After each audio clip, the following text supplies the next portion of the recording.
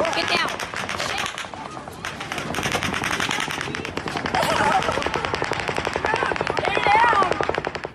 It's just horrifying video from the worst mass shooting in U.S. history. And we're learning more about the man who shot from a hotel window, killing 58 people and wounding hundreds at an outdoor music festival in Las Vegas. He is Stephen Paddock of Mesquite, Nevada. His brother says he was a multimillionaire. We're standing by for a live news conference. And right now, let's send it over to Danielle Nottingham. She's live with an update. It was an attack so hard to imagine. Many witnesses didn't know it was gunfire when the shooting started. Law enforcement officials say they had no knowledge of Stephen Paddock. He wasn't in their local or federal databases, and his family says they did not see this coming. Law enforcement officers cordoned off the crime scene as they continue to identify bodies in the deadliest mass shooting in U.S. history. Country music star Jason Aldean was performing at the Route 91 Harvest Festival Sunday night when gunshots rang out. Get down. Stay down. There's people laying everywhere. People were bleeding. We have an active shooter. We have an active shooter inside the fairgrounds. Many in the estimated crowd of 22,000 thought it was fireworks until victims started falling. I saw people in front of me get hit with bullets, and my first thing was just to hop on my friends and make sure everyone was okay. Police identified the shooter as 64-year-old Stephen Paddock from Mesquite, Nevada. They say he opened fire from his hotel room on the 32nd floor of the Mandalay Bay onto the crowd below before killing himself. We have one suspect down inside the room. Police describe Paddock as a lone wolf with no known motive. The Islamic State claimed responsibility, but the FBI says there's no immediate evidence connecting the attack to an international terror group. I don't know how it could have been prevented if we didn't have any prior knowledge to this individual. Paddock's brother says the family is horrified and they have no idea what triggered the rampage. No religious affiliation, no political affiliation, no, he just hung out. And no history of mental illness. Not a bit. Authorities are asking for blood donations and say it will take time to identify all the dead and injured. Investigators say Paddock killed himself before SWAT teams stormed the hotel room. They also say they recovered 19 weapons in the room, and he used a hammer-like device to smash the windows to shoot through the windows to the crowd down below. Live in Las Vegas, Danielle Nottingham, now back to you. Okay, now we are getting more information from CBS. There's a live press conference going on right now. Let's join that press conference from Las Vegas.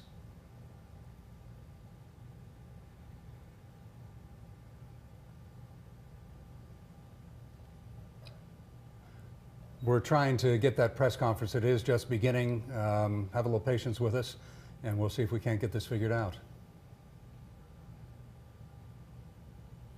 Greg Castle forward from the County Fire Department, and he will give you an update on the Family Resource Center.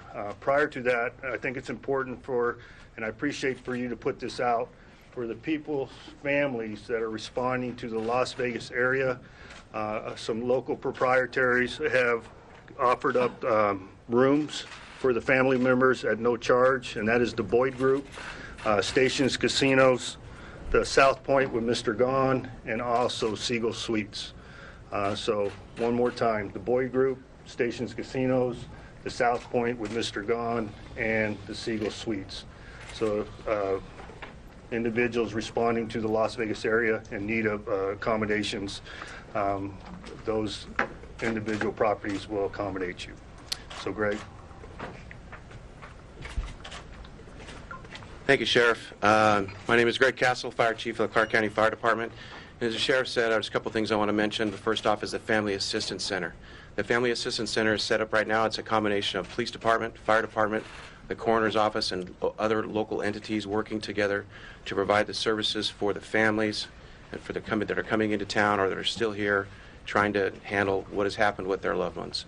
They're providing all kinds of services. As the Sheriff said, many places have stepped up to provide flights, housing, food, transportation, and many other things. So that's a wonderful thing for our community to have come forward and have done.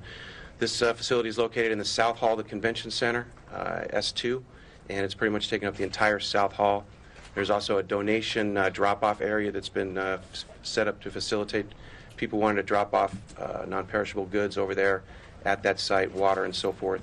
That entrance to that is off of Sierra Vista, right just west of this Convention Center Area Command Metro building at Joe W. Brown and Sierra Vista. So I'd like to take an opportunity right now to thank the men and women of the fire departments, the Clark County Fire Department, obviously very near and dear to my heart, Las Vegas Fire and Rescue, Henderson Fire Department, and North Las Vegas Fire Department, as we were all teamed up there last night doing what we've trained for so many years. We wished would never happen, but we definitely had a plan in place, and we were able to execute that plan as well as we possibly could. We had 108 firefighters on scene. We have 155 unit hours just for the Clark County Fire Department alone spent last night handling that scene, teaming up with our partners from the law enforcement to reach as many people as fast as we could and to try to do as much as we could for the community. I also want to take a moment to recognize Community Ambulance. They were there as a standby medical at that scene last night. They had 5 or 6 ambulances there. They immediately threw critically wounded patients into their ambulances and transported from that scene. And also American Medical Response, AMR, and Medic West Ambulance. They brought all hands on deck. They brought in all of their employees. They rallied everything they could, from pickup trucks to vans to all their available ambulances, to bring extra medical supplies down to a staging area for us and to make those resources available to our community during that time of need. So I want to give a big shout out to those private ambulance companies that have done a wonderful thing for us last night as responders. And from the fire department side, I'll take a few questions. Are you able to say how many ambulances? I could not quantify that, but I have worked here for 30 years and I have never seen that many ambulances that I saw last night. Tens, dozens, hundreds? Dozens and dozens. You said 108 firefighters. Is that 108 Clark County firefighters? That's 108 firefighters combined from those resources I mentioned, those 4 fire departments. What types of injuries were there to the people transported to the hospital? Was it mostly gunshot wounds? There was a wide range of injuries, from gunshots to shrapnel wounds to trample injuries to people jumping fences trying to egress and getting hurt one way or another. So it was a wide range of those types of injuries. Chief, will you explain or comment or tell us what the staging process is? There are some who said it took a long time for people to finally get into the venue, or rescuers to finally get into the venue. Well, we had multiple branches and divisions set up last night to cover that large area, and I can't speak to how long it took them to get into that venue, but we had some issues right out of the chute, or right out of the start, because things were going on. We didn't know where the gunfire was. We weren't sure it was safe to commit our people at that time, and that's some of our policies and procedures are to try and make our people as safe as possible. We know they're going to go into a dangerous situation. That's why we do it in a format called a rescue task force with the police departments. 4 of our personnel, 3 to 4 police officers going into harm's way, which is something that even 10 years ago in this valley would have never taken place because we had never trained on it. We had never planned on it. Were any firefighters or paramedics injured or ambulance attendants? We had no on-duty injuries of any of our emergency response personnel last night. Did you have any off-duty injuries? From my fire department, no. Greg, can we give John Fudenberg Sure. a chance to clarify the notification of the families? Okay. Thanks, John. Hey, John. Thank you, Greg, and thank you, Sheriff. Again, my name's John Fudenberg. I'm the coroner of Clark County, and I'd like to first of all just ask that everybody keeps those involved in this incident in their thoughts and prayers, and as well as the first responders, all government agencies, all of us that have come together and working on this incident. Please keep us in your thoughts and prayers, and know that we're working very hard to make sure that we take care of the families who have loved ones involved in this incident. I'd like to take a moment and talk a little bit more about the Family Assistance Center. As Chief Castle mentioned, we have that set up at the Convention Center. We're fully operational right there, right now, and we've met with multiple families. We're continuing to interview the families, and the goal of that center is to provide families information about the identification of their loved ones, and as importantly, to collect information from them so we can make the identifications as fast as possible. So we're working very hard at making those identifications. Out of respect for the family, I'd rather not go into any details about the decedents or their injuries at this point. I'm available to answer any questions that anybody may have. Yes, sir. Is the Clark County Coroner's Office equipped to handle these many bodies, or has there been an issue with that? Well, I would like to say we're about as equipped as anybody in the country. I don't know that anybody can be fully equipped to handle this, but we've gotten support through grant money in our county commission through the years. We've trained and we've exercised, and we're putting that training and exercising in place right now. And I think our staff, along with the police departments and fire departments, are doing a heck of a good job in handling this, all things considered. Yes, sir, Ken, go ahead. You have to ask, do you have enough space at the coroner's office for 59 bodies? We do have enough space right now, yes. Sir, go ahead. Been removed from the actual shooting scene itself? As of right now, all of the confirmed fatalities have been recovered, and they have been transported to our office, yes. Of the 59 deceased, does that include the shooter or not? I believe that includes the shooter, but again, that number could be fluid. So, you know, that number unfortunately may go up, and I don't want to give an exact number and confirmation at this point. It does not include the shooter. It does not. Okay. Thank you, Sheriff. How's your staff? How are you handling this? You know, I think we're handling it about as good as could be expected. I think everybody in this room, everybody in our county right now is suffering as a result of this tragic incident. So I appreciate you asking, but I think we're handling it very well, and our staff's doing a darn good job at managing it. Thank you. Mr. Coroner, are you able to assess the type of injuries that led to these deaths? Were they all by gunshot? You know, again, as Chief Castle mentioned, he spoke a little bit about the injuries. I'd rather not speak to the injuries. The families want answers, and I'd prefer, out of respect for them, to give them the answers before we make those public. So I'm not going to answer that at this time, Ken. Thank you. Any other questions? Okay, thank you very much for your time. Sheriff? Commissioner Sisler. Thank you once again for being here and spreading this information to our community.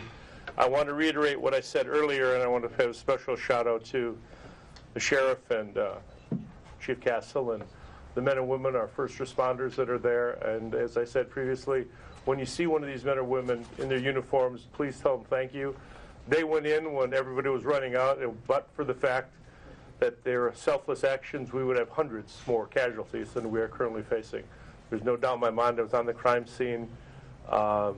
It's horrific, and these folks did an absolutely incredible job, went above and beyond. I want to assure everyone that, you know, it's in your control right now. Las Vegas is a safe place to be. It's a safe place to visit. We encourage people to continue to come here. We have been deluged with donations, people bringing sandwiches, bringing water, bringing blankets, bringing those sort of things. It's almost to the point we can't handle any more donations at the convention center. The sheriff and I spoke to you earlier regarding the blood donations. After we brought that out early this morning when the sheriff and I talked, and we put out a call for blood, and we have a 6 to 8 hour wait at all of our blood centers right now. Donations are being given. Appointments are being made for Thursday and Friday. That's how far in advance we are. We set up a GoFundMe account because the sheriff and I thought that we could maybe help some of these victims with funeral expenses, with travel expenses. As it relates to the families, you're going to have to be coming in from out of town. We still have over 500 emergency rooms. We started that GoFundMe account. It now has almost 15,000 contributions, in excess of $1.2 million has been donated by generous people around the country that, you know, care about what we're doing. The hate that this one individual, this lone wolf, rained down on our community and on the MGM Village Park was met with an outpouring of love by our entire community. And we will get through this together. And we'll get through this as one community. So we thank you very much for being here, and our thoughts and prayers are with all of the families. Well, thank you very much. I'm Dina Titus. I represent Nevada's 1st District, which includes the fabulous Las Vegas Strip and the scene of this horrendous act. So many times I have welcomed people to Las Vegas conventions or special events, never imagined that I would be standing here trying to offer solace and service to those who would be harmed or killed by such an act. My office is serving as a clearinghouse. We don't want to get in the way of this wonderful law enforcement and first responders who have done such a good job, but we want to be there in any way we can. We've gotten many, many phone calls into the office from people around the country looking to find out where their folks are, were they hurt or in the hospital, were they killed. We're trying to pass that information on to the appropriate place. A couple of immigration calls that we're trying to help with as well. I would point out, in addition to the services that have already been mentioned, Thomas and Mack opened up as a temporary refuge for people who were put out of their hotel rooms. The Clark County School District has offered its counselors to the public if they are needed. We were contacted by Airbnb. They are also offering facilities to anybody who needs to come into town to see about family members. The community is stepping up. We heard acts of heroism, off-duty police officers helping people shelter, pointing out where they thought the shots were coming from. A friend of one of my staff members was being trampled. They were running out. Somebody grabbed them, pulled them into a van just to be safe, a total stranger.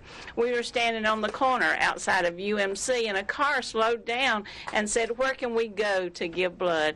That's the kind of community that we have here. Las Vegas is resilient, and with everybody pulling together, we will get through this. So thank you very much to law enforcement, first responders, our fire department, those medical personnel who were taking care of people in the parking lots of hospitals. Everybody stepped up, and we can't say thank you enough.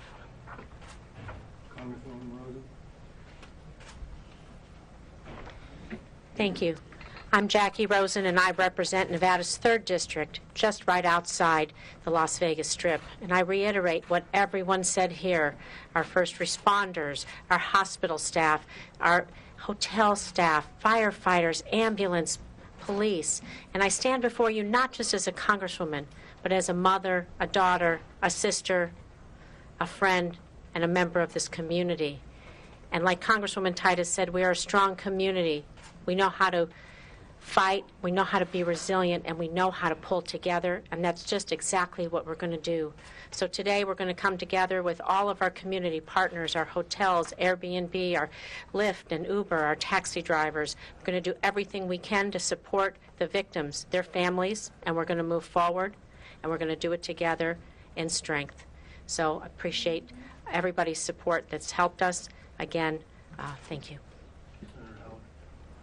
You've been watching live a press conference in Las Vegas, Nevada, with new details on last night's horrible shooting at an outdoor country music festival right off of the Strip.